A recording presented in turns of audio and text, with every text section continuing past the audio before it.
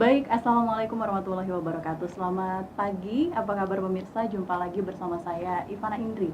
Kita di program Obrolan Kita. Pemirsa, bicara tentang kemiskinan ini merupakan permasalahan sosial yang terus masih menjadi PR, salah satunya di Kota Palembang ya.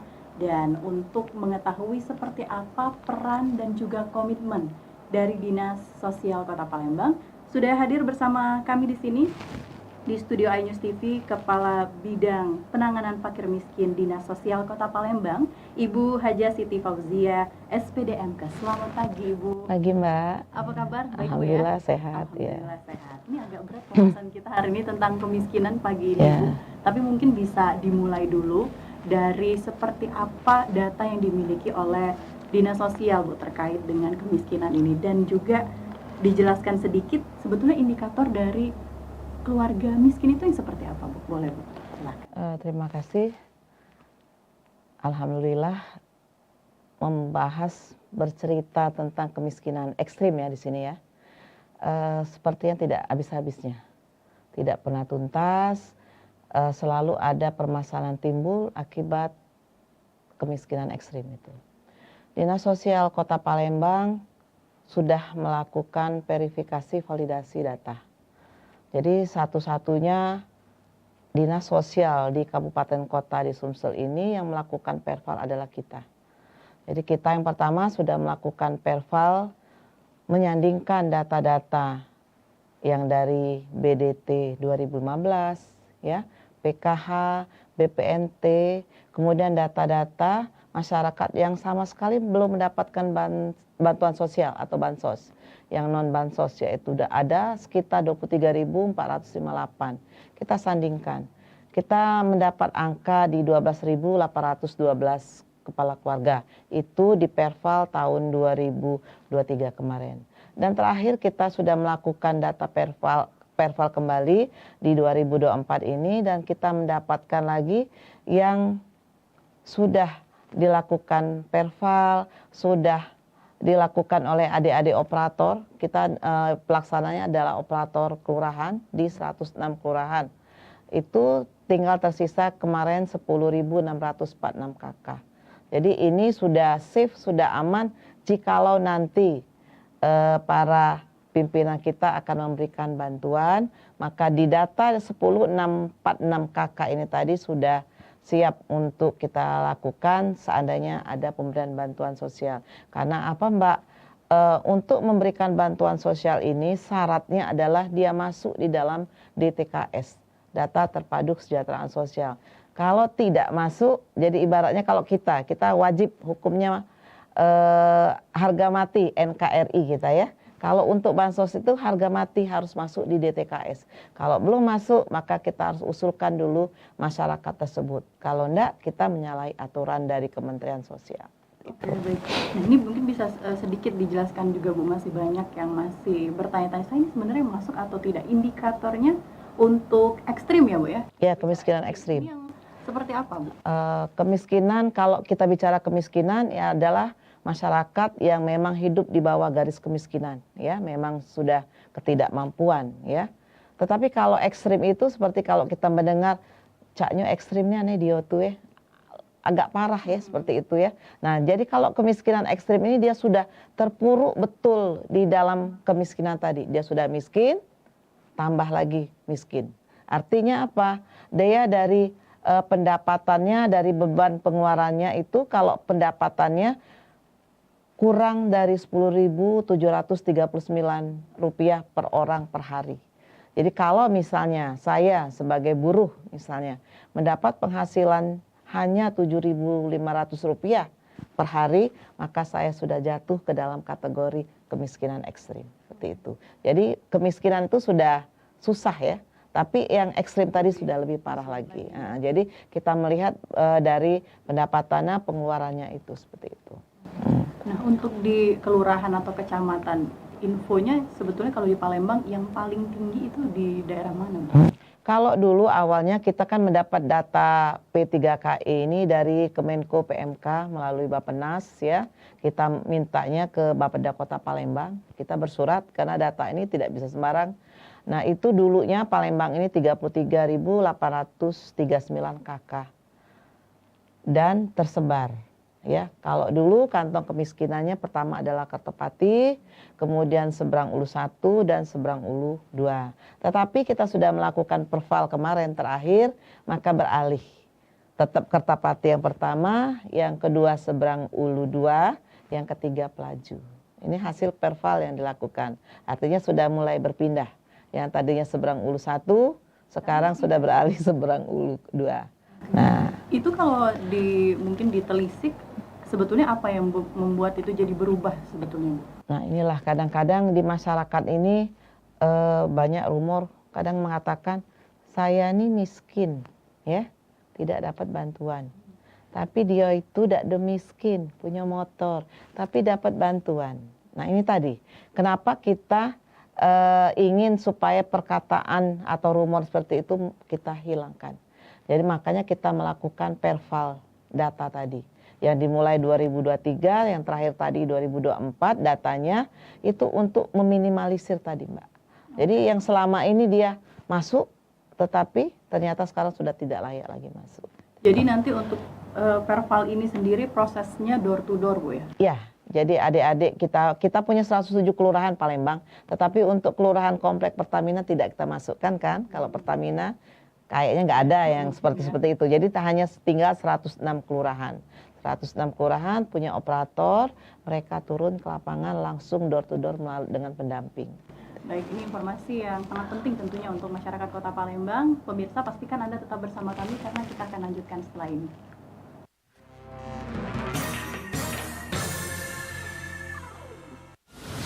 Menyoroti kecurangan. Di bawah ini terdapat pabrik narkoba. Terlihat bahwa sudah betul-betul didesain. Menyuarakan keadilan. Dipukulin, disiksa, diinjak-injak, disetrum. Laporan mendalam dan eksklusif. Dan menghembuskan napas terakhirnya di sini. Cuma abah si pasrah aja. AB Plus setiap Senin pukul 8 malam di iNews.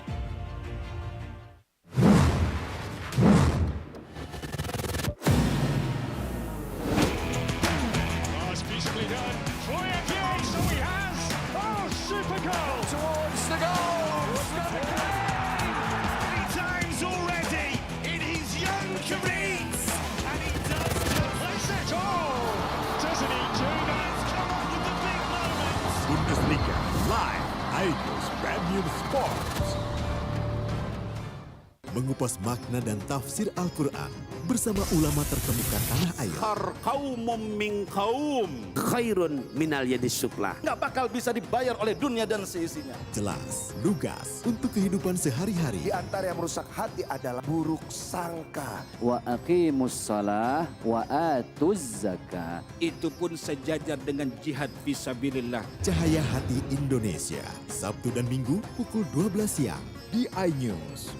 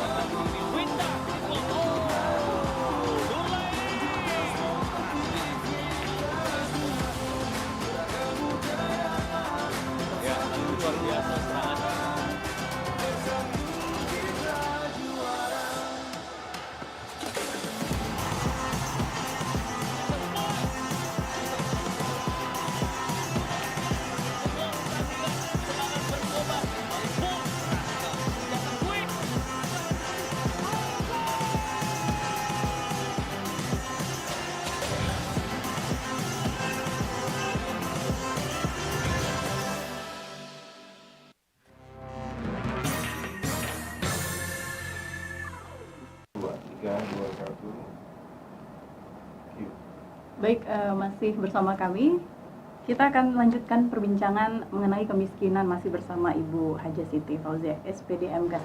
Ibu, tadi kita sudah bicara tentang proses verval itu seperti apa, dan ini juga informasi yang harusnya diketahui ya, khususnya tadi yang sudah Ibu sebutkan di beberapa kelurahan yang masih merasa mungkin kenapa namanya tidak terdaftar, tidak mendapatkan bantuan seperti itu. Nah, tapi kalau kita bicara lebih jauh lagi untuk menjangkau masyarakat yang kurang mampu ini, untuk agar lebih efektif lagi, Bu. Pemutakhiran data itu sebetulnya dilakukan berapa bulan sekali, Bu? Ya, saya katakan dari awal tadi bahwa kita sebetulnya tidak punya anggarannya, ya. Tetapi saya berpikir disupport oleh pimpinan, kepala dinas, karena saya masuk di dinas sosial di bidang penanganan fakir miskin ini pada tahun 2022. Jadi saya masuk menggantikan kepala bidang yang lama sudah meninggal, kemudian kami bersama Pak Kadin juga, ya, itu berpikirnya seperti ini, mau dari mana mulainya, start from-nya dari mana, seperti itu ya. Katanya banyak yang miskin, kemudian warganya ini sudah mulai pada kantor yang minimalis, ya, nggak enak kalau ngomongnya kecil ya, kantor yang minimalis, tapi banyak betul masyarakat yang datang. Ketika itu kita belum pelayanan di MPP, tetapi tahun 2002 kita sudah memindahkan pelayanan masyarakat ke mall pelayanan publik, ya, berkat saran dari Ombudsman. Nah, kita mulai berpikir kayak mana sih data ini supaya valid, ya, supaya tepat sasaran. Ya kalau mau sempurna benar Mbak nggak bisa. Tapi paling tidak meminimalisir kesalahan kita selama ini. Akhirnya di 2023 kita melakukan perval, minta bantuan adik-adik operator di kelurahan, ya. Operator, kita punya operator SIG-NG, Sistem Informasi Kesejahteraan Sosial Next Generation. Artinya mereka membantu kita untuk meng-cross check di lapangan. Betul nggak sih si Badu ini kategori miskin atau bahkan miskin ekstrim? Dilihat, ya, lihat keadaan rumahnya, ya. Kemudian ternyata dia sudah ada perubahan, misalnya sudah ada peningkatan ekonominya, maka tidak layak lagi kan kita usulkan mendapat bantuan, maka operator di kelurahan lah yang berhak menghapus mereka. Artinya dinas sosial tidak berhak, misalnya Mbak, dia sudah ada peningkatan ekonomi, kami, Ibu akan menghapus datanya dari aplikasi SIG-NG, tidak bisa. Yang berwenang adalah operator, ya, yang diketahui oleh kelurahan. Jadi kita bersama Pak Kadin, Pak Iksanul Akmal itu sudah mulai melakukan atau ngejawantahkan ke masyarakat bahwa sebetulnya kita itu ada Permensos 3 tahun 2011, yang artinya apa? Mengusulkan itu dalam musyawarah kelurahan, yang barangkali selama ini asal masuk baik data dengan tanpa ada muskel, sehingga nantinya barangkali data yang ada itu tidak valid. Maka bersama-sama Pak Kadin kita melakukan muskel ke kelurahan, door to door, tanpa anggaran loh, itu modal mobil dinas saja seperti itu kita lakukan. Ternyata bahwa betul di lapangan tuh kadang-kadang ada kata-kata miris, kalau dosa anaknya RT maka dia masuk galau, ya. Tapi kalau dia tidak dosa anak RT tidak. Nah, ini kita akan melihat benar atau tidak. Nah, beberapa memang ada, tetapi tidak semua. Nah, inilah tugas kita dalam hal ini adik-adik operator itu melakukan perval tadi. Sehingga sekarang kita sudah tahu bahwa memang yang mendapat ini memang betul-betul tidak layak. Ya, dari segi ekonomi atau memang dia harus mendapat bantuan seperti itu karena sesuai dengan kriteria. Jadi dibutuhkan ketegasan juga, Bu, ya. Betul, betul. Kalau tidak kita akan bukan dibully, ya. Artinya kita tidak punya karisma atau power di masyarakat karena selalu mengatakan, sudahlah dinsos itu tidak keruan data tuh. Yang ada parabola, yang ada ini dapat bantuan, yang rumahnya hebat, tapi yang saronian tidak dapat. Nah, seperti ini. Kita supaya meminimalisir yang permasalahan di lapangan seperti itu, kita berdayakan adik-adik operator kelurahan.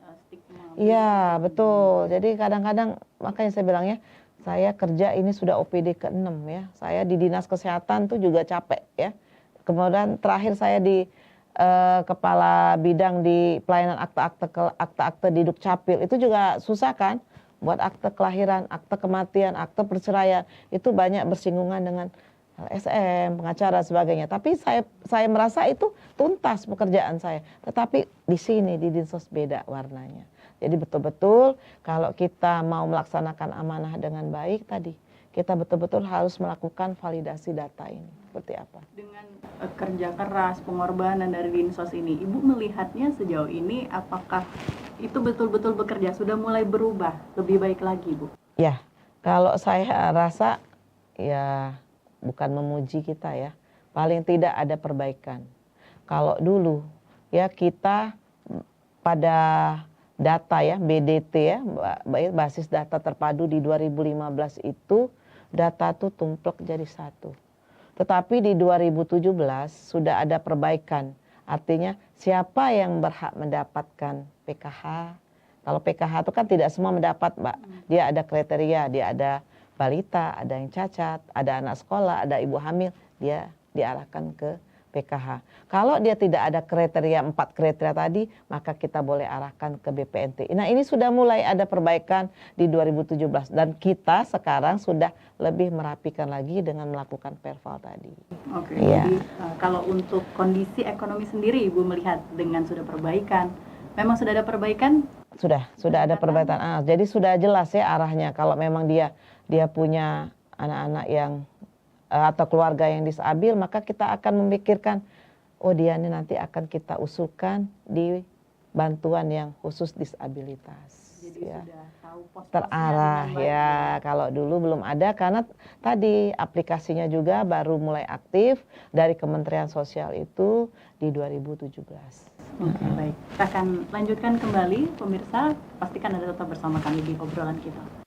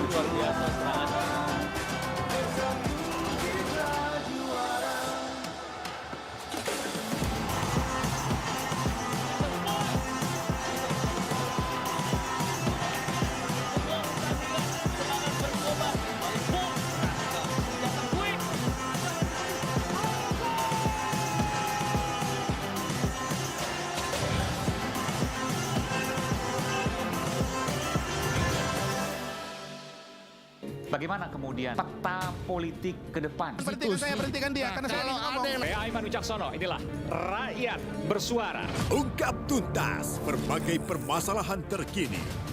Tidak boleh ada kotak kosong. Tidak ada masalah. Itu menurut saya hal yang biasa. Ya dimunculkan lagi orang-orang yang bermutu. Bahwa Anies ini akan Anda jadi orang. Rakyat Bersuara, Selasa pukul 7 malam, live di iNews. Tahapan Pilkada 2024.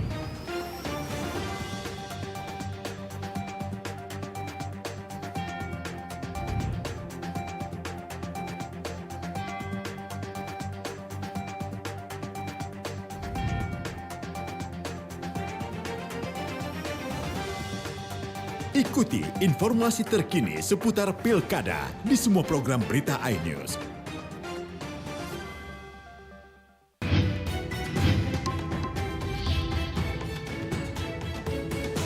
Kawal Pilkada 2024, Senin sampai Jumat pukul 12:30 siang, live di iNews.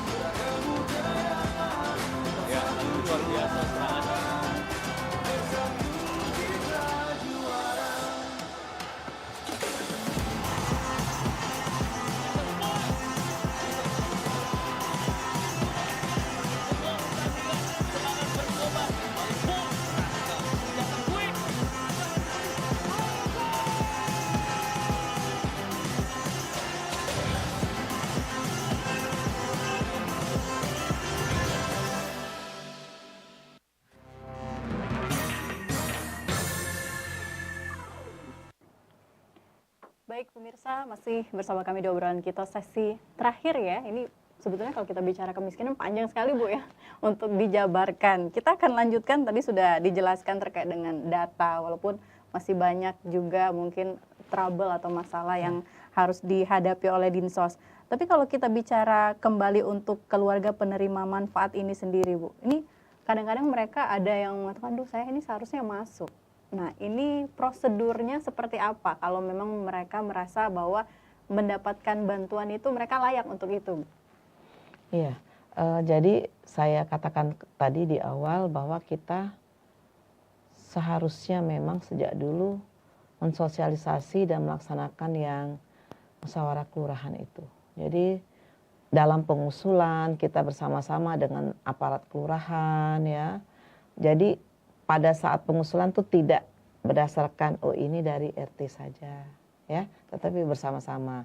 Dan sekarang kita sudah ada juga aturan yang mengatakan bahwa kalau mau mengusulkan silahkan datang ke kelurahan tempat dia tinggal. Jadi misalnya saya tinggal di Kelurahan Lorok Pakjo ya, maka saya datang ke Kelurahan Lorok Pakjo dengan bawa data saya, KK, KTP, kemudian untuk dibuktikan lagi bahwa foto rumah saya. Bahwa betul misalnya rumah saya ini memang, maaf ya, sudah tidak layak huni dan sebagainya. Kita usulkan pada operator kelurahan tersebut. Nah nanti dicek ya oleh operator dan ada pendamping. Kita kan ada mitra. Ada pendamping yaitu misalnya pendamping PKH atau pendamping TKSK yang di lapangan. Mereka bisa kita ajak bantu dari kelurahan juga untuk mengecek kebenaran ya, bahwa betul dia layak kita usulkan kalau memang belum diusulkan. Kalau dia sudah ada masuk di aplikasi SIG-NG, dia sudah masuk di DTKS, maka kita layak juga mengusulkan kalau memang sesuai kategori untuk mendapatkan jenis bantuan. Oh dia ini ternyata punya anak balita atau anak SMP atau anak yang masih sekolah, maka kita usulkan mendapat bantuan PKH. Ya. Atau misalnya tadi dia ada lansia di keluarganya, maka kita usulkan juga di jenis bantuan yang PKH. Nah itu yang sudah tahu, yang mengusulkan adalah operator di kelurahan. Oke. Sebetulnya kalau untuk program atau bentuk bantuan sendiri selain PKH itu ada apa saja Bu? Kalau dari Kementerian Sosial ada bantuan PKH tadi ya, kemudian BPNT, kalau dulu kan beras ya, sembako, tapi sekarang sudah uang melalui ATM masing-masing tempatnya. Ada yang mendapatkan keduanya Bu? Atau dipilih? Ada, bisa. Tadi saya bilang kalau memang dia di keluarganya masih ada anak sekolah ya, maka dapatkan yang PKH tadi. Nah, kemudian memang misalnya dia ada keluarganya di rumah itu yang memang tidak lagi memenuhi kategori 4 ciri khas tadi ya, maka dia bisa diberikan BPNT seperti itu. Oke, baik. Dan saya perjelas lagi Mbak ya, jangan sampai nanti oh itu data dinas sosial loh. Karena kalau dapat bantuan di kantor pos atau di mana-mana itu pasti datangnya rame-rame ke dinas sosial. Padahal kadang-kadang kami sendiri tidak tahu data itu. Contoh misalnya pada saat kemarin bantuan BLT BBM, ya itu bukan data dari dinas sosial, tetapi orang tidak dapat BLT BBM datangnya ke dinas sosial. Ngapa aku tidak dapat, marah-marah. Jadi kadang-kadang kata-kata staf nak mau lagi lah jelaskan. Jadi paling saya kalimat pamungkas saya akan menjawab, Bu ini bantuan sosial bukan warisan emak bapak. Nah, baru diam. Kalau enggak kan ada yang marah, ada yang rengak-rengut datang ke kami seperti itu. Dan juga kalau pada saat penerimaan peserta didik baru ya, yang banyak orang anak-anaknya yang ingin kartu Indonesia Pintar. Ya. Kami 2 tahun ini semenjak saya di sini baru diajak dari Dinas Pendidikan menjadi panitia PPDB. Baru untuk tahun ini Bu ya? 2 tahun ini. 2 tahun ya. ini. Sebelum-sebelumnya nggak tahu saya ya, karena saya di 2022 belum ada, di 2023 kemarin 2024. Bahwa kami untuk yang maaf yang tidak mampu itu di jalur afirmasi. Nah, selama ini mungkin ya, tapi kalau saya lihat bisa iya juga ya. Banyak mungkin peruntukan yang mendapat KIP itu tidak tepat. Nah, Karena apa? Ada yang datang ke saya ngomong, dulu anak aku dapat KIP. Yang dulu, ngapa ini tidak bisa? Saya katakan, siapa nama anak bapak, siapa nama bapak di KK? Tidak ada di DTKS. Maka tidak wajib kami memberikan surat keterangan bahwa dia masuk di DTKS. Kalau jalur afirmasi harus ada surat keterangan itu. Kalau sudah ada surat keterangan itu, maka dia bisa langsung ke dinas pendidikan atau ke sekolah untuk membuat KIP. Yang selama ini mungkin belum tepat. Sehingga ada rumor yang mengatakan, ngapalah Pozia, dionyo tidak mampu, katonyo tidak mampu, ya, padahal mampu, tapi dapat KIP. Nah, mungkin dulu belum tepat, belum makai tadi surat keterangan itu. Tapi sekarang insya Allah yang jalur afirmasi 2 tahun ini sudah sesuai peruntukannya. Ya, kemudian untuk di lapangan saya sepertinya harus meminimalisir masukan-masukan yang agak nggak enak ya. Sepertinya dinas sosial ini sudah berbuat tetapi tidak baik. Nah, ya. Nah, artinya sebetulnya kami sudah melakukan yang terbaik. Kita sudah melakukan validasi data, melakukan perval ke lapangan, adik-adik operator itu. Dan untuk yang sebagai mitra dari Dinas Pendidikan kami sudah melakukan sesuai betul melalui jalur afirmasi tadi. Nah, kalaupun memang ada barangkali itu sudah di luar kontrol kami.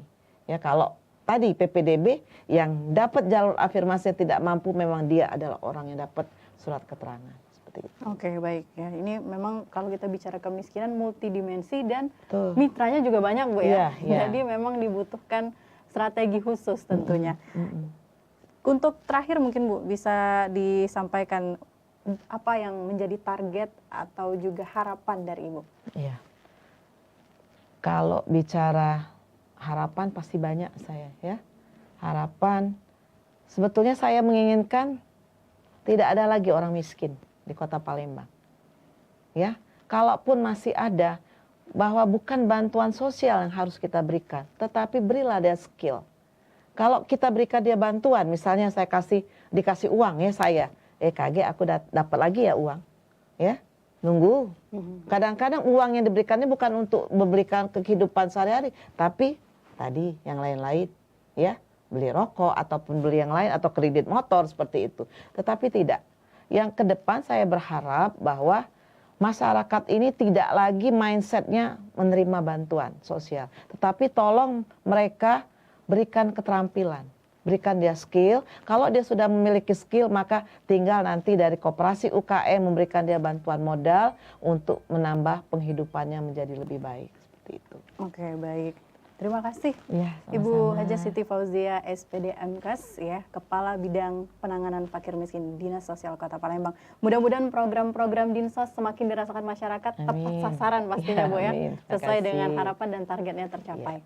Baik pemirsa, terima kasih Anda sudah menyimak obrolan kita kurang lebih 30 menit. Saya Ivana Indri pamit undur diri. Wassalamualaikum warahmatullahi wabarakatuh. Salam.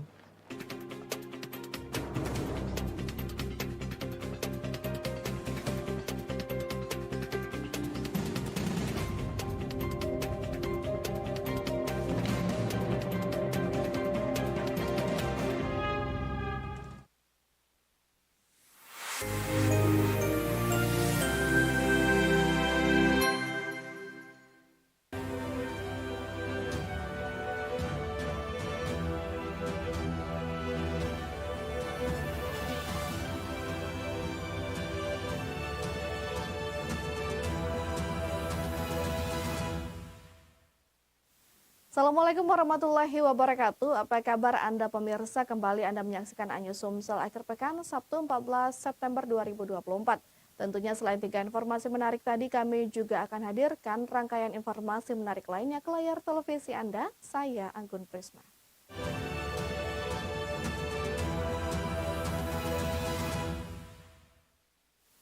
Pemirsa, seorang ibu yang sedang hamil 5 bulan di Kabupaten Musirawas tewas diserang gajah liar saat sedang menyadap getah karet. Saat kejadian, korban bersama sang suami hendak mengusir gajah yang masuk ke dalam kebun karet.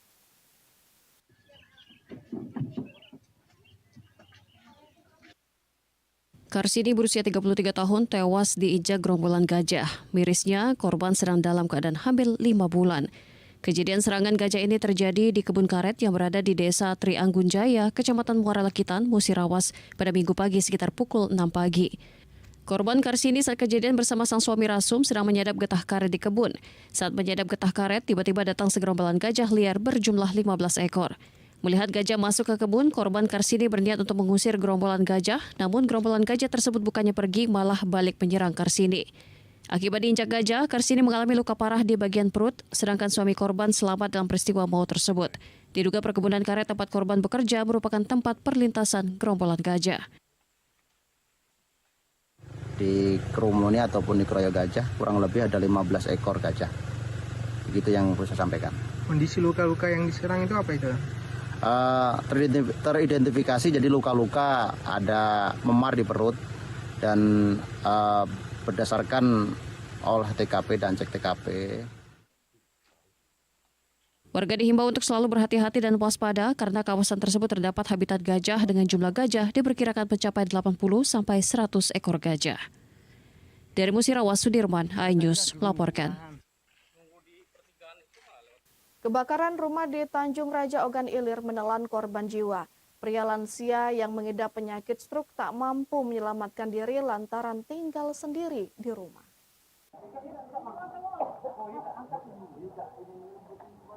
Roni, 65 tahun, warga desa Tanjung Raja Ogan Ilir, tewas terpanggang api lantaran rumahnya terbakar Minggu pagi. Pria lansia ini tak mampu menyelamatkan diri dari kobaran api yang menghanguskan rumahnya karena tinggal sendirian di rumah. Selain itu, korban diketahui pengidap penyakit stroke sehingga hanya pasrah saat rumahnya terbakar. Korban tinggal sendirian di rumah setelah berpisah dengan istrinya dan mengidap stroke tahun 2022, sedangkan anaknya semuanya bekerja di luar daerah.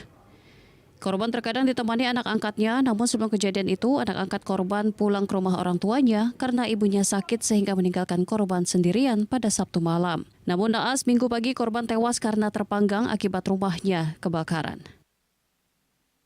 Almarhum ini apa dewean di rumah? Sama aku tuh lah dia kan. Kadang anaknya datang juga. Tapi waktu kejadian lagi dewean apa tidak?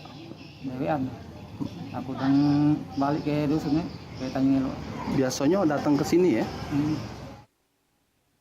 Jenazah korban ditemukan petugas dan langsung dilarikan ke puskesmas terdekat. Dari Ogan Ilir, Fitriadi, iNews melaporkan. Kebakaran hebat melanda mes karyawan milik PT SIG Kecamatan Sako Palembang. Derasnya angin dan besarnya api ikut membakar lahan kosong dan hampir merambat ke pemukiman warga. Nyerah lagi, kau ingat nyerah, tak lagi dipadam ke kakek canyo. Mau besar ni api no. Dari rekaman warga terlihat api membesar, membakar lahan kosong dan mes karyawan. Terdengar kepanikan warga dari pemukiman perumahan. Besarnya api menghabiskan 8 pintu mes karyawan PT SIG Sako Palembang.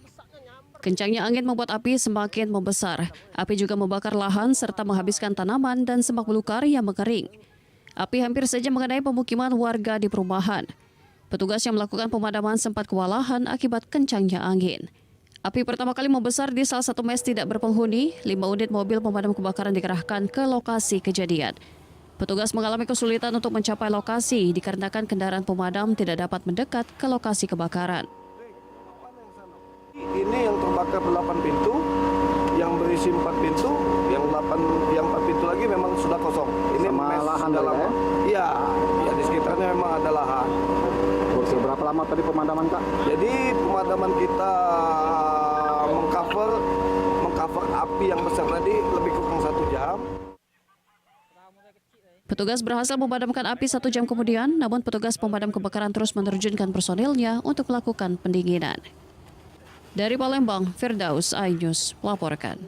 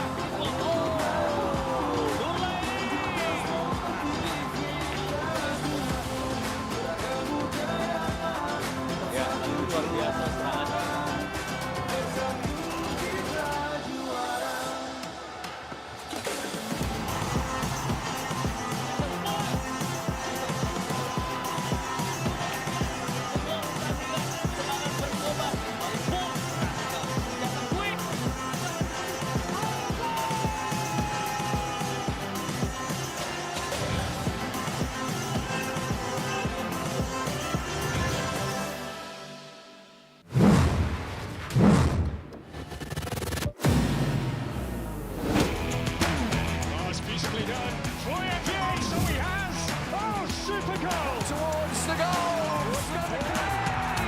Many times already in his young career, and he does place it. Oh, doesn't he do that? Come on with the big moments. Bundesliga live, iNews Premium Sports.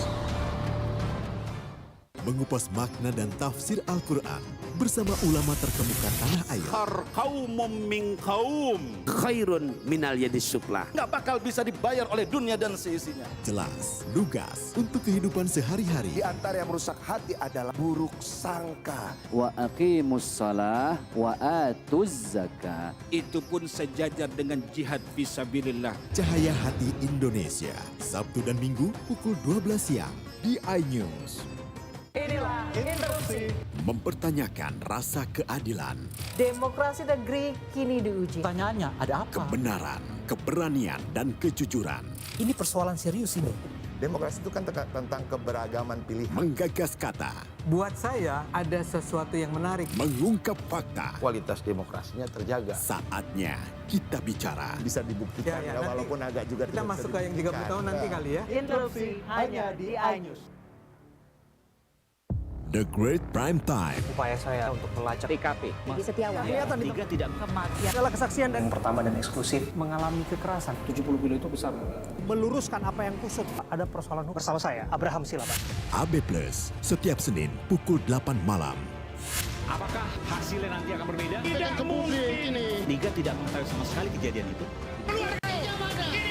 Runding di sini kan untuk mencari solusi. Saya Aiman Wicaksono, inilah Rakyat Bersuara, Selasa pukul 7 malam. 5 orang kobaran api dan 4 orang ikan api.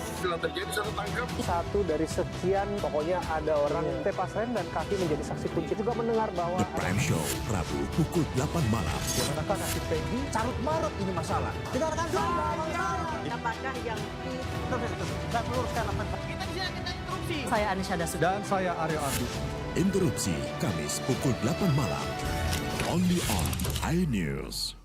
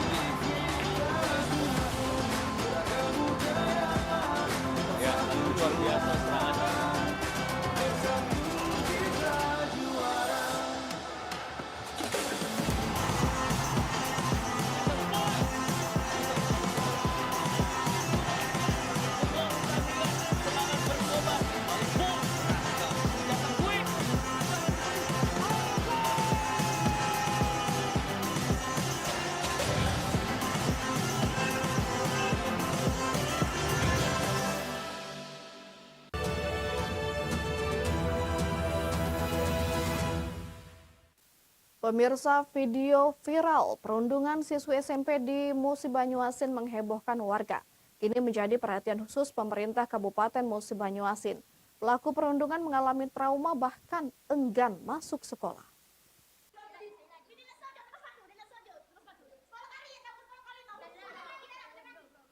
Warga Musi Banyuasin dihebohkan dengan beredarnya video viral perundungan siswi kelas 8 SMP Negeri 5 Sekayu. Dalam video yang berdurasi 3 menit 30 detik tersebut, siswi berinisial MR menjadi korban bullying yang dilakukan oleh teman-temannya di ruang kelas. Korban diperlakukan kasar seperti ditendang, ditampar, dijambak serta dikatakan dengan perkataan tak senonoh. Korban MR mengalami trauma usai videonya viral. Korban mengaku tidak mau bersekolah akibat perundungan yang dialaminya. Kejadian ini bermula saat para siswa dan siswi tengah melakukan tugas kebersihan sekolah. Korban tidak sengaja menyenggol salah satu temannya hingga teman korban memperlakukan korban secara kasar di ruang kelas. Jadi banyak yang bully. Banyak. Diapain aja deh itu? Aku pernah dijambak, ditampar, ditendang, dicubit juga, ditulak-tulak, didorong. Adik tidak melawan? Tidak, soalnya mereka tuh orang banyak.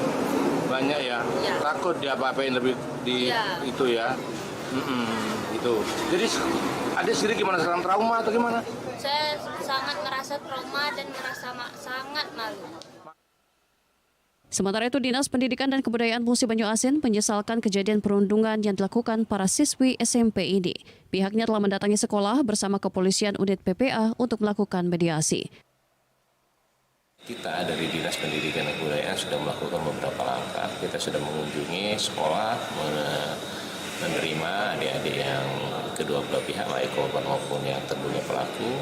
Kita sudah duduk bersama dan juga orang tua dari seluruh adik-adik yang kemarin terlibat di dalam video itu untuk bertemu dengan Dewan Guru, dengan PPA dan KPAD, Dinas, Polres, semuanya duduk bersama untuk menyelesaikan itu secara baik dan juga menjadi entry point bagi kita untuk mencegah kegiatan itu terjadi ke depan. Sementara itu, orang tua korban perundungan mengaku belum menerima perdamaian dan melapor ke Polres Musi Banyuasin. Dari Musi Banyuasin, Tim Liputan iNews melaporkan. Pemirsa, aktivitas di stockpile berupa crushing dan loading batu bara menimbulkan debu ke pemukiman warga dan air Sungai Musi, Palembang. Gerakan Pemuda Mahasiswa Sumatera Selatan menggelar aksi demo naik perahu di Sungai Musi, Palembang. Pemerintah mempunyai Gerakan Pemuda Mahasiswa Sumatera Selatan atau GAS untuk kedua kalinya menggelar aksi demo di tengah perairan Sungai Musi, Palembang. Menggunakan 8 unit perahu ketek, para pendemo menghadang dan melempari takbot pandu tongkang bermuatan batubara. Para mahasiswa menilai aktivitas batubara di Sumsel yang dikelola perusahaan PT Bukit Asam Tbk, PT Muara Alam Sejahtera, PT Bara Alam Utama dan Bomba Group diduga sudah membuat lingkungan maupun di perairan tercemar. Koordinator aksi demo, Andi Leo, meminta kepada perusahaan batubara agar memakmurkan masyarakat Sumsel lewat CSR-nya. Karena dalam sekali angkut batubara diperkirakan senilai 3 triliun rupiah, tapi masyarakat masih terkekang kemiskinan.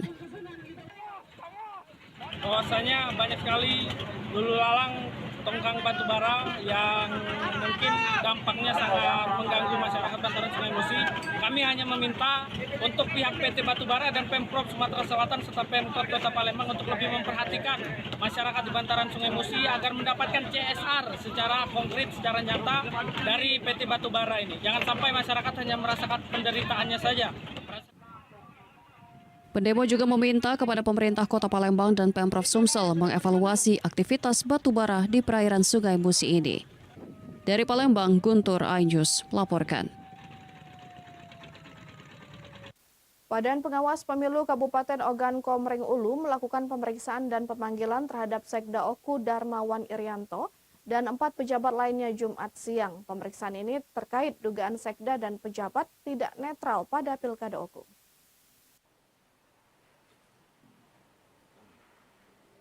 Sekretaris Daerah Oku Darmawan Irianto bersama 4 pejabat terdiri dari Kepala Inspektur Oku Akarim, Kepala Kantor Ketahanan Pangan Slamet Riyadi, Kadin Pariwisata Alfarizi, Camat Lubuk Batang M. Haris diperiksa Badan Pengawas Pemilu Oku buntut dugaan ketidaknetralan abdi negara.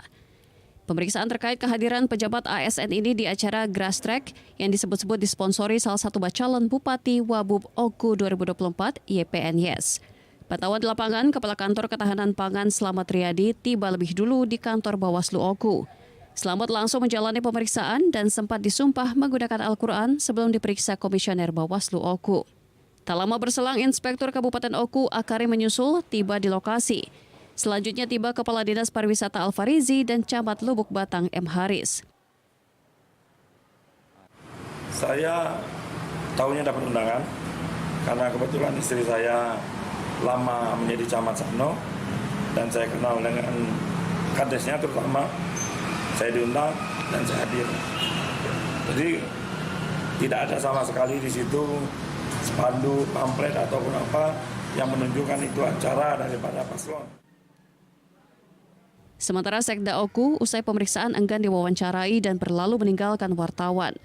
Komisioner Bawaslu mengaku adanya pemanggilan dan pemeriksaan 5 pejabat Pemkab Oku berdasarkan temuan terkait dugaan netralitas ASN serta viralnya pemberitaan media. Hari ini belum bisa kami menyimpulkan apakah ini ada kaitannya sama netralitas ASN atau apa, belum sampai ke situ kan, karena kita masih mengkaji terlebih dahulu. Kalau kapasitas yang hadir ini kan terundang. Jadi Sejauh ini baru sebatas itu dulu yang bisa kita kasih tahu. Undangan dari siapa, Pak? Ya itu terundang dari lembaga Karang Taruna. Dari Ogan Komri Ulu, Widori Agustino Ainjus melaporkan.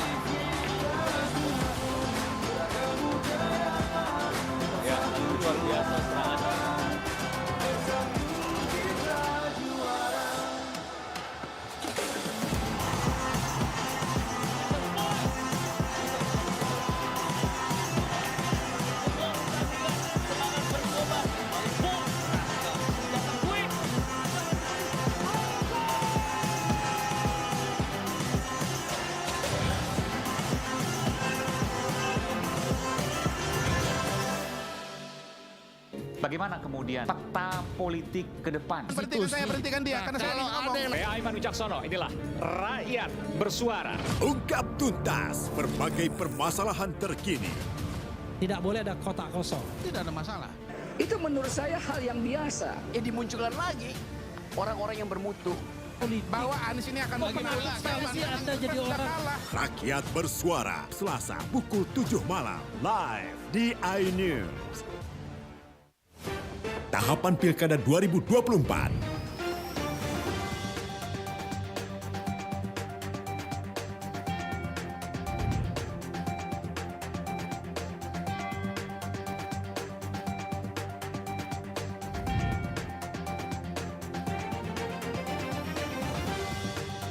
Ikuti informasi terkini seputar Pilkada di semua program berita iNews.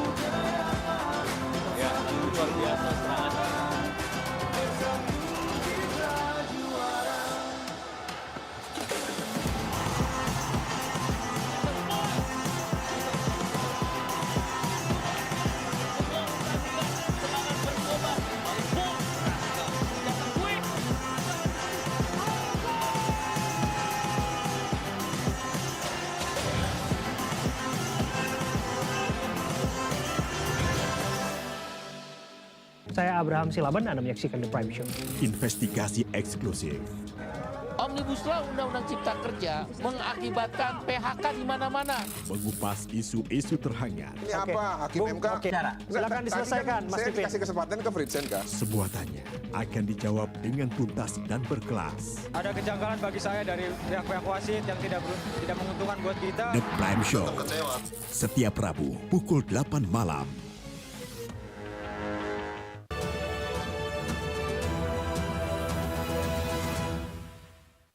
Pemirsa, bangunan PDAM Tirta Betua di Desa Lebung, Kecamatan Rantau Bayur, Banyuasin ambruk diduga lapuk termakan usia. Akibatnya distribusi PDAM terganggu hingga warga kesulitan mendapatkan air bersih. Kondisi bangunan yang terlihat rapuh di bagian bawah dan beberapa besi penyangga yang tidak kuat menahan beban bangunan mengakibatkan bangunan PDAM Tirta Betua ambruk ke sungai. Warga pun menjadi khawatir distribusi air bersih terganggu karena saat musim kemarau masyarakat sangat membutuhkan air bersih untuk kebutuhan sehari-hari. Kepala Dinas PUPR Kabupaten Banyuasin mengaku telah menerima laporan bangunan intek yang ambruk di Desa Lebung. Namun saat ini untuk pemeliharaan bangunan PDAM Tirta Betua harus mengajukan surat ke Balai Besar Sungai 8 Sumatera Selatan terlebih dahulu. Masa rubuhnya rumah intek ini sendiri pada hari Selasa, dan kemarin kami sudah langsung berkoordinasi melalui Kabid ANPL, Saudara Safrijal, itu untuk langsung ke Balai Besar Wilayah Sungai 8 Sumatera Selatan terkait masalah bangunan Intek ini. Mengenai informasi terkait masalah distribusi air ke masyarakat, alhamdulillah Intek ini sebenarnya bukan Intek primer yang kita gunakan selama ini. Pada intinya kegiatan ini adalah kegiatan dari Balai Besar, karena prinsip kita adalah tipe dari PDAM adalah masih perusahaan daerah, belum mengarah ke perusahaan umum daerah, sehingga kewenangan kita masih terbatas untuk mengakomodir pemeliharaan, pengembangan dan pembangunan terhadap bahan-bahan atau material ataupun baik bantuan yang dari pusat ke PDAM. Dari Banyuasin, Ahmad Syaiful Ainjus melaporkan. Kita ke informasi terakhir pemirsa, di tengah pemerintah yang sedang giat mengentaskan kemiskinan ekstrim, ternyata masih banyak warga yang hidup di garis kemiskinan. Tempat tinggal tak layak huni dan makan menanti pemberian tetangga, seperti yang dialami seorang kakek di Ogan Komering Ilir.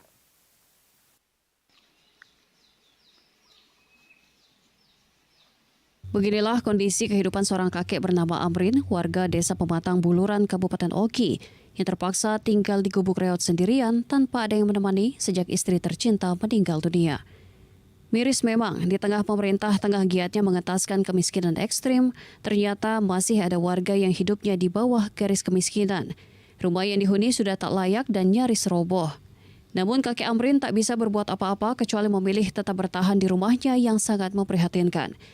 Diakui kakek Amrin, saat hujan turun rumahnya bocor dan air memenuhi di tengah pemerintah tengah giatnya mengentaskan kemiskinan ekstrim, ternyata masih ada warga yang hidupnya di bawah garis kemiskinan, rumahnya roboh. Untuk makan sehari-hari, kakek Amrin mengharapkan belas kasihan tetangganya karena sawahnya sering gagal panen. Untuk kebutuhan Bapak sehari-hari, untuk makan, Bapak? Ini sawah dikit-dikit. Nanam padi ya, itulah ada umur dikit. Untuk kebutuhan sehari-hari ya Pak? Untuk makan ya, belanjanya kadang-kadang dijual beras. Yang itulah, yang lain enggak ketik. Kakek Amrin berharap ada uluran tangan untuk bedah rumah meski ia juga bersyukur telah mendapatkan BLT dari pemerintah. Dari Ogan Komering Ilir, Fitriadi, Ainjus melaporkan. Informasi tadi sekaligus mengakhiri Anjus Sumsel akhir pekan edisi hari ini. Terima kasih atas kebersamaan Anda. Saya Agon Prisma. Sampai jumpa.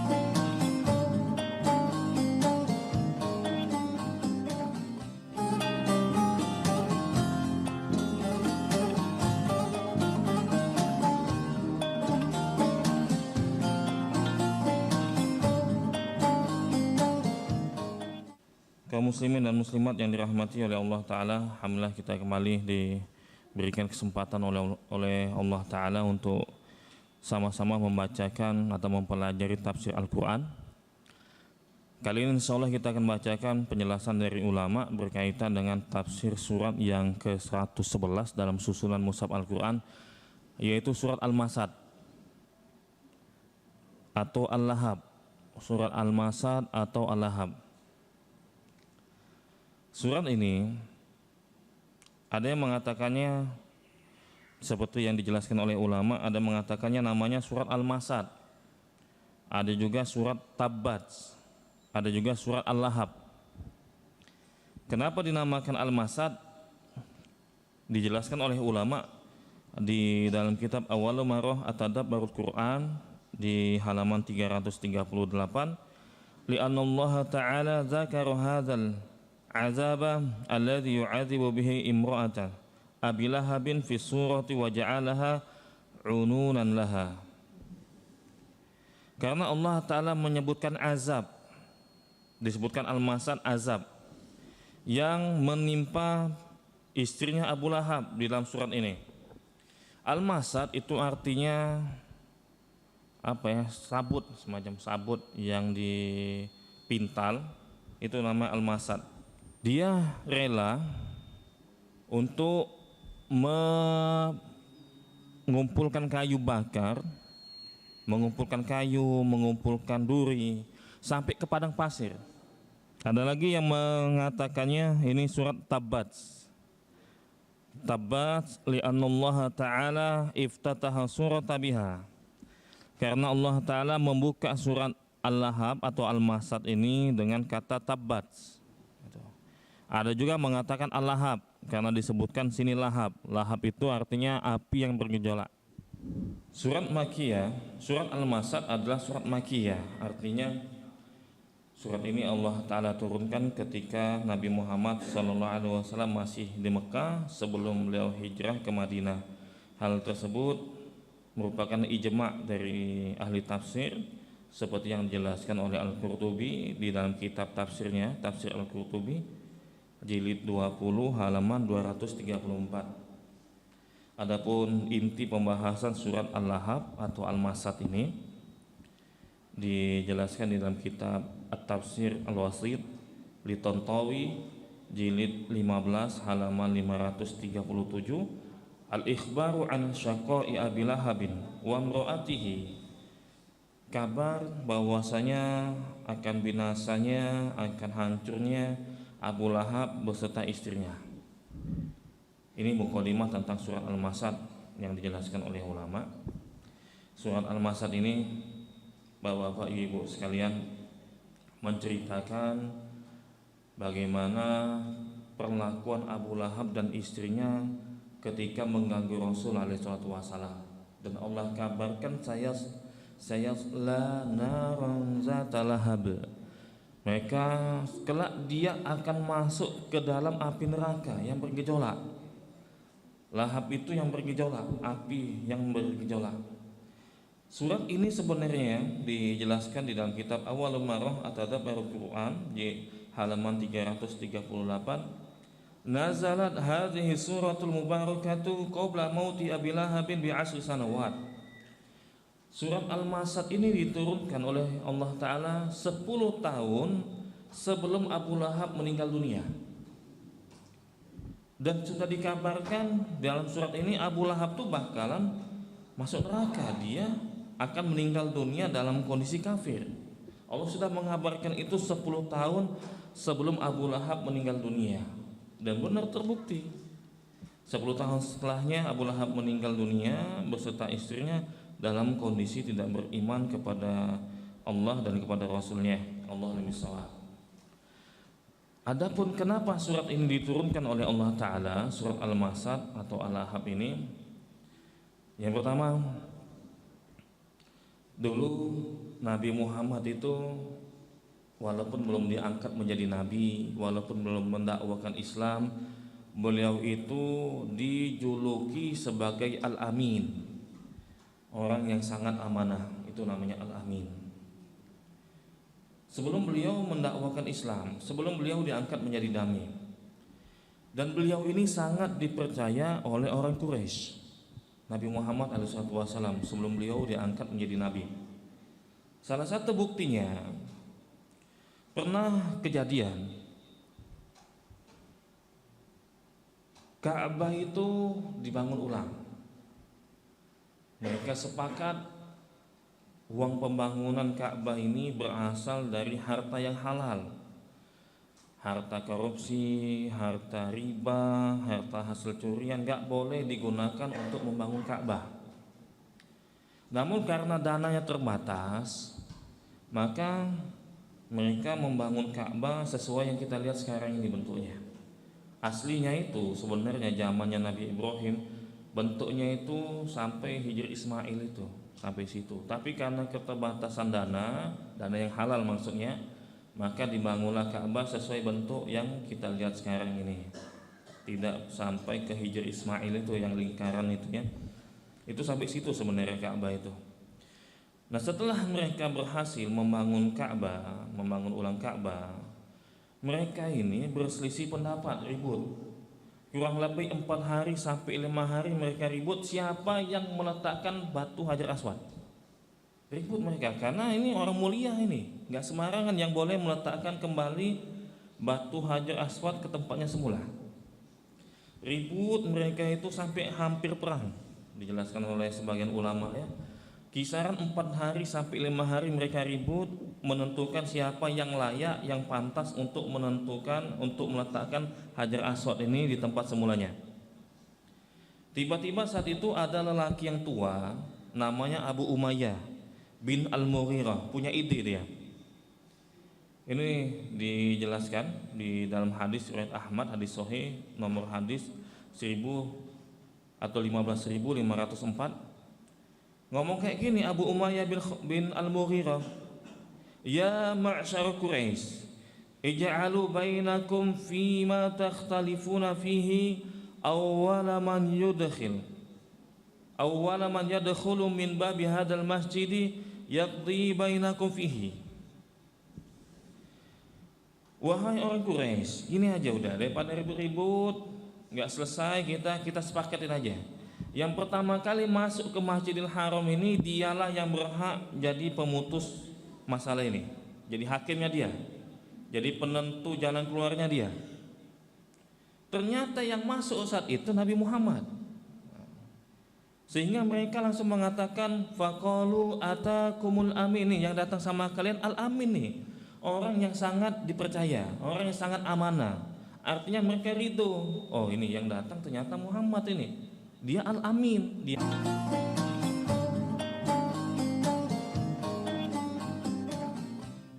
Bagaimana kemudian peta politik ke depan? Berhentikan dia karena saya ngomong. Saya Aiman Wicaksono, inilah Rakyat Bersuara. Ungkap tuntas berbagai permasalahan terkini. Tidak boleh ada kotak kosong. Tidak ada masalah. Itu menurut saya hal yang biasa. Dimunculkan lagi orang-orang yang bermutu. Bahwa Anies ini akan Rakyat Bersuara, Selasa pukul 7 malam, live di iNews.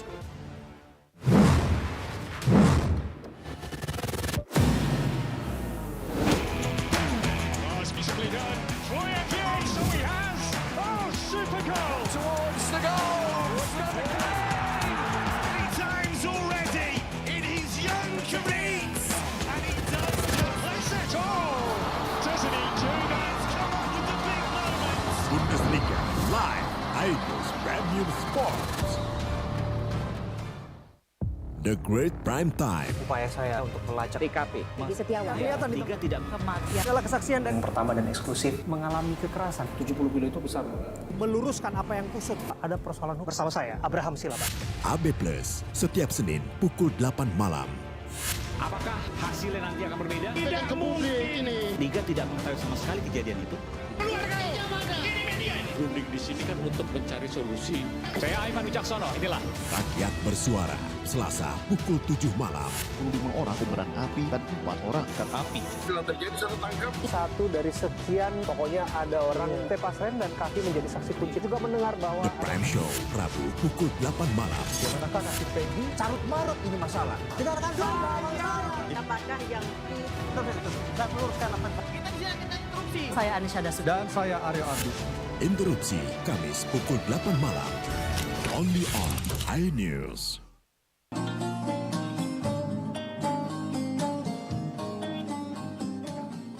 Itu orang yang sangat dipercaya. Akhirnya mereka sepakat, ya sudah, ini Muhammad ini kata mereka yang membuat keputusan. Nabi Muhammad alaihissalam orangnya sangat bijaksana. Beliau minta kain, dan kemudian Hajar Aswad itu diletakkan di tengah-tengah kain. Kemudian ketua-ketua suku, ketua kedua kabilah itu diminta untuk masing-masing semuanya megang ujung kain. Diminta sama Nabi Muhammad untuk ngangkat bareng-bareng. Bareng-bareng mereka ngangkat. Kemudian setelah mendekati posisi tempatnya Hajar Aswad, Nabi mengambil Hajar Aswad, dan kemudian Nabilah yang meletakkan Hajar Aswad di tempat semula. Semuanya ridho dengan keputusan Nabi Muhammad alaihissalam karena keputusannya sangat bijaksana. ketua suku pada saat itu diberikan andil untuk sama-sama bisa membantu proses meletakkan kembali Hajar Aswad. Itu artinya mereka sangat ridho dengan Nabi Muhammad alaihissalam. Oh ternyata yang muncul Muhammad ini, sudah kami ridho kalau dia yang datang dan dia yang memberikan keputusan. Begitu juga salah satu contohnya dijelaskan di hadis yang diriwayatkan Baihaqi di dalam kitab Sunan Al-Kubra jilid 6 halaman 289. Hadis ini disahihkan oleh ulama. Ketika Nabi hijrah, Ali menggantikan posisi Nabi Muhammad SAW 3 hari 3 malam di tempatnya Nabi Muhammad. Hatta adda an Rasulillah sallallahu alaihi wasallam al-wada'i allati farara minha lahika Rasulullah sallallahu alaihi wasallam. Nabi Muhammad hijrah dan Nabi Muhammad alaihi wasallam itu meminta Ali bin Abi Thalib menggantikan posisi beliau 3 hari 3 malam. Dan orang Quraisy itu punya kebiasaan nitip barang berharga kepada Nabi Muhammad. Barang ini, barang itu dititipkan kepada Nabi Muhammad. Setelah keperluan Nabi Muhammad alaihi wasallam selesai, Nabi Muhammad mengembalikan barang-barang berharga yang dititipkan oleh beliau. Artinya beliau itu sangat dipercaya. Kita kadang-kadang sama tetangga mungkin agak ragu nitipin barang berharga. Saya punya emas nih 5 gram misalkan, saya nitip ya, saya mau pergi misalkan, agak ragu kita. Ini saking percayanya orang Quraisy kepada Nabi Muhammad, barang-barang berharga dititipkan kepada Nabi Muhammad. Berarti Nabi Muhammad itu sangat dipercaya. Nah, ketika Nabi Muhammad alaihissalam diperintahkan oleh Allah Ta'ala untuk mendakwakan Islam, maka Nabi Muhammad keluar menuju tempat namanya Al-Bata. Beliau naik ke bukit dan beliau saat itu mengatakan secara bahasa Indonesianya dijelaskan dalam buku ini, wahai kalian orang-orang Quraisy, bagaimana jika aku beritahu sama kalian nih, ada musuh yang menyerang kalian di pagi hari dan sore. Kalian percaya nggak sama aku? Kalau aku kasih tahu seandainya ya, ada musuh yang bakal nyerang ke sini pada pagi hari dan sore, kalian percaya nggak? Mereka mengatakan iya. Mereka mengatakan sesungguhnya aku adalah pemberi peringatan. Atau Nabi Muhammad setelah itu mengatakan, setelah diakui bahwasanya beliau itu dipercaya orang Quraisy, Nabi Muhammad ngomong kayak gini, aku ini pemberi peringatan kepada kalian di hadapan azab yang besar. Maksudnya, kalian percaya kan kalau aku kasih tahu seandainya ada musuh yang akan menyerang kalian, berarti kan membahayakan kalian. Kalian percaya? Iya. Sekarang aku kasih tahu sama kalian, ada bahaya yang lebih besar dari itu. Maksud Nabi itu, kalian bakal tertimpa azab kalau kalian tidak mau beriman kepada Allah Ta'ala. Kalian kan percaya sama aku, ada sinyal bahaya aku kasih tahu sama kalian, kalian nerima. Sekarang aku kasih tahu sama kalian nih, ada potensi yang lebih bahaya lagi dibandingkan diserang sama musuh. Maknanya seperti itu. Kalian percaya nggak? Kalian harus beriman sama Allah Ta'ala. Jika tidak, kalian diazab oleh Allah Ta'ala. Ini secara makna. Mendengar perkataan itu, pamannya sendiri Abu Lahab. Nah, Abu Lahab ngomong kayak gini, alihada jama'atana tabbat yad tabbat laka wa kamakal. Apakah karena ini kau mengumpulkan kami di sini? Masalah ini kau mengumpulkan kami di sini? Celakalah engkau. Maksudnya kok engkau ngajarkan agama yang baru ini? Maksud kami nggak terima. Ngajarkan cuma nyembah ke satu Tuhan. Kami nggak terima kami. Marah Abu Lahab sampai-sampai ngomong celakalah engkau. Padahal ini ponakannya sendiri nih, ponakan kandung. Abu Lahab ini saudaraan sama Abu Thalib, sama Abdullah. Ayahnya Nabi Muhammad alaihissalam kan Abdullah. Punya saudara. Ada 4 kurang lebih saudaranya, nanti kita bacakan. Maka Allah Ta'ala menurunkan surat Al-Lahab atau Al-Masad dengan mengatakan, Tabbat yada abi lahabi wa tab. Binasalah kedua tangan Abu Lahab. Sungguh benar-benar binasa dia yang binasa. Dia yang celaka, bukan Nabi Muhammad SAW. Nah ini kita bacain pertama. A'udzubillahi minasyaitonirrajim. Bismillahirrahmanirrahim. Tabbat yada abi lahabin wa tabb. Binasalah kedua tangan Abu Lahab dan sungguh benar-benar binasalah dia. Ayat ini menunjukkan bahwasanya bahwa Abu Lahab ini akan merugi, akan binasa dia. Abu Lahab, Abu itu kunyah. Dalam istilah syariat kita namanya kunyah. Ada nama asli, ada nama kunyah. Nama asli misalkan saya Chandra misalkan, itu nama asli itu. Kunyahnya itu memang disunahkan kita kunyah ya. Kunyah itu seperti Abu Abdillah. Abu itu artinya bapak, bapaknya si Abdullah. Atau Ummu Abdillah, ibunya si Abdillah. Boleh, mau kayak gitu, bahkan dianjurkan kita memberikan kunyah. Kunyah namanya itu ya. Mana yang paling abdol, kunyah atau nama langsung? Yang lebih abdol, nama asli.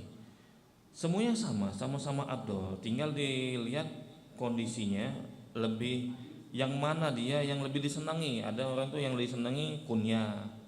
Abu Thalib, misalkan Abu Lahab. Abu Thalib nggak tahu nama aslinya apa enggak nih. Abu Lahab, misalkan Abul Qasim seperti Nabi Muhammad ya. Ada yang senang dipanggil dengan nama aslinya, tergantung itu. Nah Abu Lahab ini kunyah. Abu itu artinya bapak. Lahab artinya bisa bersinar, bisa api yang bergejolak, bisa seperti itu. Kenapa dinamakan seperti tadi? Karena mukanya itu kemerah-merahan Abu Lahab itu, makanya disebut dengan Abu Lahab. Sebenarnya kunyah yang terkenalnya itu Abu Utbah. Utbah itu anaknya, maka dipanggil ya Abu Utbah, bapaknya si Utbah, maksudnya seperti itu. Nah Abu Lahab ini punya nama asli, namanya Abdul Uzzah. Abdul Uzzah itu artinya hambanya si Uzzah, hambanya Uzzah. Itu gak boleh disebut. Kenapa Allah Ta'ala milih kata Abu Lahab padahal nama aslinya itu Abdul Uzzah? Karena nama syirik ini, hambanya si Uzzah. Dia nih menyembah Uzzah, Abdul Uzzah, gak disebut dalam ayat. Yang disebut malah justru kunyahnya Abu Lahab, dikenal juga dengan Abu Lahab, padahal nama asli beliau itu Abdul Uzzah. Nah dalam Islam sebenarnya banyak syarat-syaratnya untuk memberikan nama kepada anaknya ya.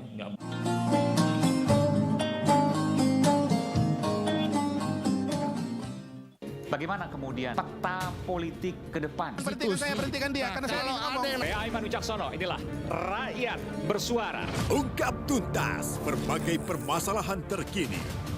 Tidak boleh ada kotak kosong. Tidak ada masalah.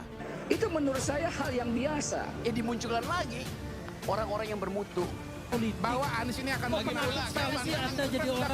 Rakyat Bersuara, Selasa pukul 7 malam, live di iNews.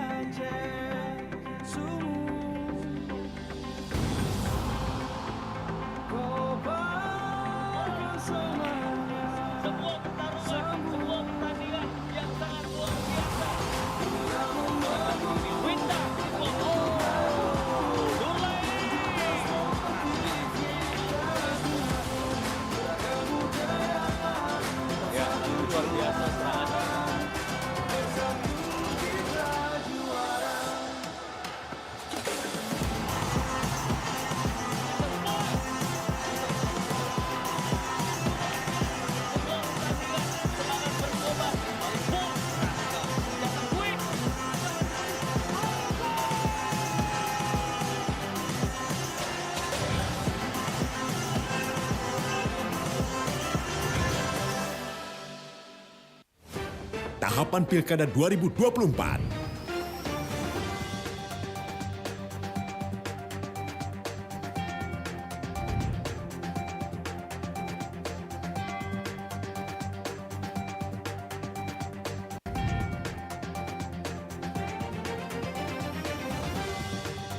Ikuti informasi terkini seputar Pilkada di semua program berita iNews.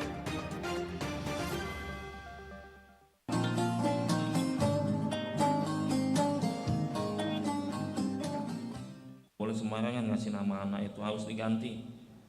Ada dulu anaknya Umar bin Khattab namanya Asiyah. Asiyah bukan Asia ya, pakai ain ya, Asiyah.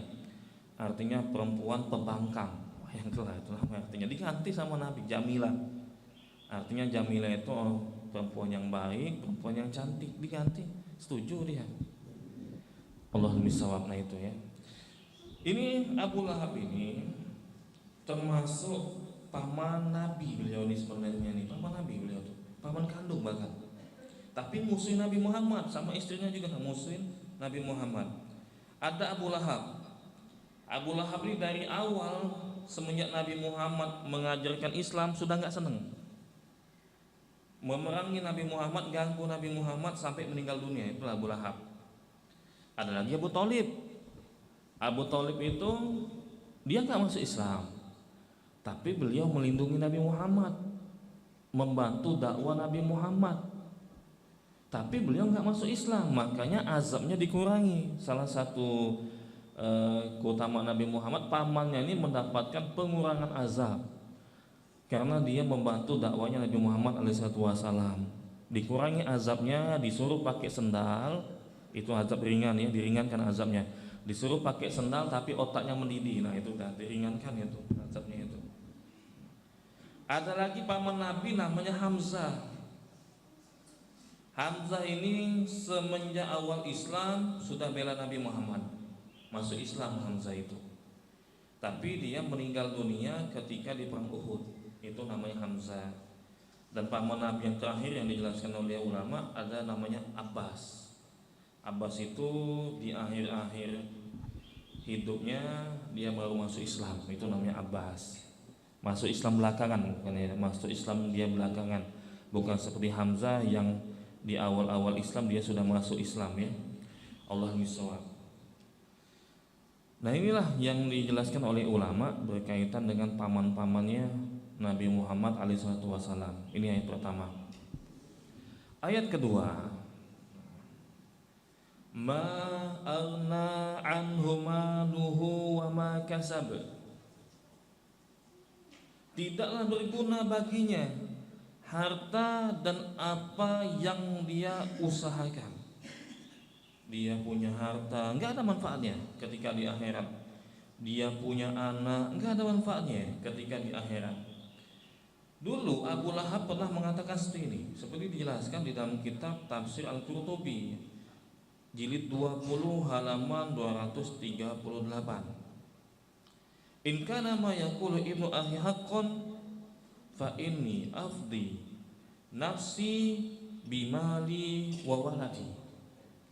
Kalau ternyata anak saudaraku, maksudnya keponakanku Muhammad ini benar apa yang disampaikan, ku tebus sudah. Cukup ku ganti, memang aku salah, tapi ku ganti, ku tebuslah. Dengan hartaku, dengan anakku, udah. Ganti ruginya dengan hartaku aja. Kalau seandainya benar Muhammad ini dakwanya benar, Islam yang dia ajarkan itu benar, udah aku ganti aja. Aku tetap gak mau beriman, maksudnya itu. Ku tebus, ku ganti dengan hartaku, udah gak ganti nanti di akhirat. Makanya Allah Ta'ala mengatakan ma aghna anhu maluhu wa ma kasab. Gak berguna lagi hartanya dan apa yang dia usahakan. Maksudnya yang dia usahakan itu adalah anaknya. Dia punya anak yang hebat, gak ada manfaatnya, gak bisa nolong dia. Itu ayat kedua. Ayat ketiga, sayasla naran zata lahab. Kelak dia akan masuk ke dalam api yang bergejolak. Dia akan masuk ke dalam api yang bergejolak. Abu Lahab ini akan masuk neraka yang mempunyai gejolak, bunga api dan sangat membakar. Itu yang dijelaskan oleh Ibnu Katsir.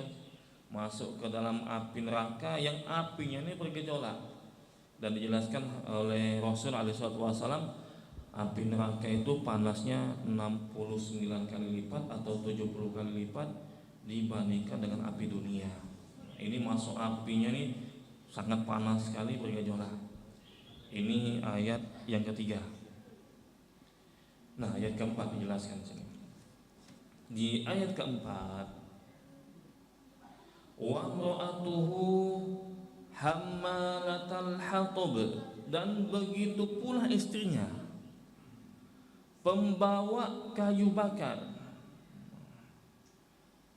Kenapa disebutkan di sini istrinya pembawa kayu bakar? Ngapa nggak disebut aja namanya sekaligus? Kayak Abu Lahab kan nama kunyahnya, tapi disebut istrinya. Istrinya ini bagus namanya. Ada mengatakan Aura, ada mengatakan Arwa. Ummu Jamil artinya itu, istrinya itu Ummu Jamil itu ibu Jamil, si bagus. Nah, bagus, ganteng. Nggak cocok ini kalau ayat azab Ummu Jamil disebut. Ibunya si Jamil, Jamil itu kan artinya bagus, nggak cocok. Maka disebutkan istrinya. Istrinya Abu Lahab itu pembawa kayu bakar. Apa maksudnya pembawa kayu bakar? Nama istrinya Al-Awra Ummu Jamil bintul Harith. Dia ini masih saudari kandungnya Abu Sufyan bin Harith. Tapi Abu Sufyan nantinya masuk Islam. Berarti Abu Sufyan ini masih ada hubungan keluarga dengan istrinya Abu Lahab. Nah, di sini kenapa disebutkan pakai istilah pembawa kayu bakar? Pembawa kayu bakar ini hammalatul hatab. Ulama berbeda pendapat dalam menjelaskan maknanya. Ada yang mengatakan dia itu penyebar fitnah, seperti dijelaskan dalam buku ini ya. Ada maksudnya nanti kejadian nanti dia. Kejadian di akhirat nanti di neraka. Seperti yang dijelaskan oleh Ibnu Katsir. Kenapa disebutkan pembawa kayu bakar? Kanat zaujatuhu wa kanat aunan li zaujiha ala kufrihi wa juhudihi wa inadihi. Falihada takunu yauman yaumal qiyamah aunan alaihi fi adabihi fi nari jahannam.